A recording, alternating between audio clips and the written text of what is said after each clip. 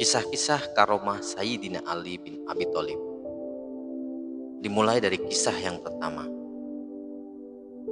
Sa'id bin Musayyab menceritakan bahwa ia dan para sahabat menziarahi makam-makam di Madinah bersama Sayyidina Ali bin Abi Thalib.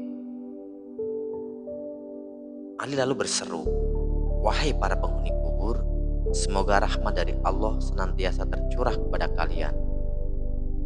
Beritahukanlah keadaan kalian kepada kami, atau kami akan memberitahukan keadaan kami kepada kalian." Lalu terdengar jawaban, "Semoga keselamatan, rahmat, dan berkah dari Allah senantiasa tercurah untukmu, wahai Amirul Mukminin. Kabarkan kepada kami tentang hal-hal yang terjadi setelah kami." Ali berkata, "Istri-istri kalian sudah menikah lagi, kekayaan-kekayaan kalian sudah dibagi, anak-anak kalian berkumpul dalam kelompok anak-anak yatim. Bangunan-bangunan yang kalian dirikan sudah ditempati musuh-musuh kalian. Inilah kabar dari kami. Lalu bagaimana kabar dari kalian?" Salah satu mayat menjawab, "Kain kafan telah koyak, rambut telah rontok, kulit mengelupas, biji mata terlepas di atas pipi, hidung mengalirkan darah dan nanah. Kami mendapatkan pahala atas kebaikan yang kami lakukan dan mendapatkan kerugian atas kewajiban yang kami tinggalkan. Kami bertanggung jawab atas perbuatan kami."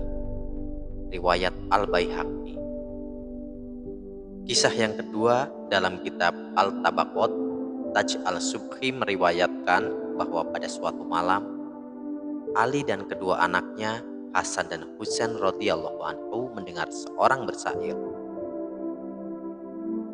"Hai Zat yang mengabulkan doa orang yang terhimpit kedzaliman, wahai Zat yang menghilangkan penderitaan, bencana dan sakit, utusanmu tertidur di rumah Rasulullah sedang orang-orang kafir mengepungnya.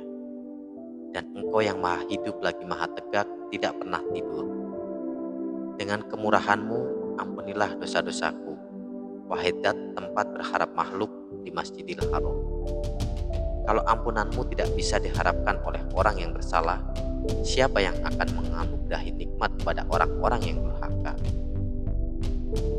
Ali lalu menyuruh orang untuk mencari si pelantun syair itu.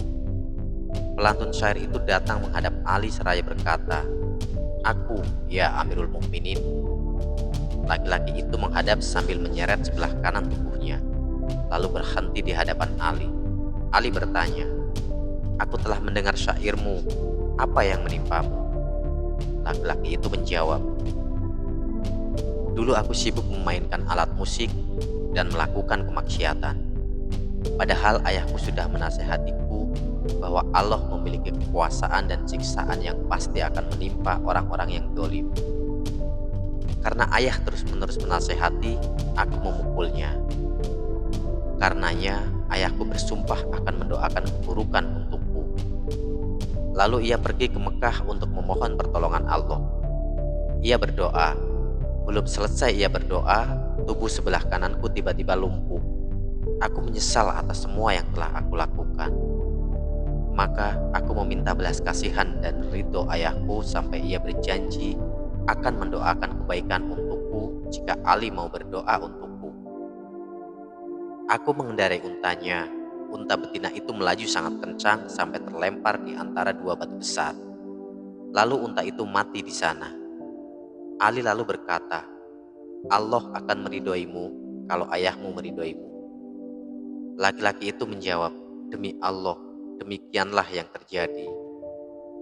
Kemudian Ali berdiri, sholat beberapa rakaat dan berdoa kepada Allah dengan pelan. Dan kemudian berkata, hai orang yang diberkahi, bangkitlah. Laki-laki itu berdiri, berjalan dan kembali sehat seperti sedia kala. Ali berkata, jika engkau tidak bersumpah bahwa ayahmu akan meridhoimu, maka aku tidak akan mendoakan kebaikan untukmu.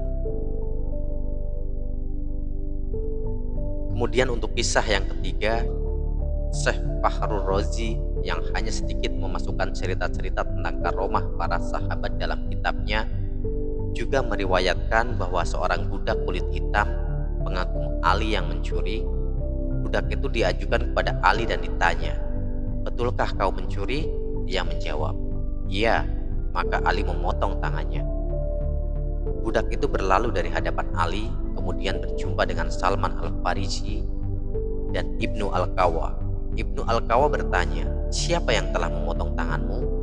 Ia menjawab, "Amirul Mukminin, pemimpin besar umat muslim, menantu Rasulullah dan suami Fatimah." Ibnu Al-Qawa bertanya, "Ia telah memotong tanganmu dan kamu masih juga memujinya?" Budak itu menjawab, "Mengapa aku tidak memujinya? Ia memotong tanganku sesuai dengan kebenaran dan berarti membebaskanku dari neraka." Salman mendengarkan penuturan budak itu, lalu menceritakannya kepada Ali. Selanjutnya, Ali memanggil budak hitam itu, lalu meletakkan tangan yang telah dipotong di bawah lengannya. Dan Ali menutupnya dengan selendang. Kemudian Ali memanjatkan doa. Orang-orang yang ada di sana tiba-tiba mendengar seruan dari langit. "Angkat selendang itu dari tangannya." Ketika selendang itu diangkat, tangan budak hitam itu tersambung kembali dengan izin Allah. Kemudian untuk kisah yang keempat, kisah lainnya menceritakan bahwa Nabi Muhammad SAW menyuruh Abu Dzar memanggil Ali. Sesampai di rumah Ali, Abu Dzar melihat alat penggiling sedang menggiling gandum, padahal tidak ada seorang pun di sana. Kemudian Abu Dzar menceritakan hal tersebut kepada Nabi SAW. Beliau berkata, "Hai Abu Dzar, tahukah kau bahwa Allah memiliki malaikat-malaikat yang berjalan di bumi dan mereka diperintahkan untuk membantu keluarga Nabi Muhammad SAW?" Dikemukakan oleh Al-Subhan dalam kitab Is'af Al-Raghibin dan Al-Mala dalam kitab Syirah.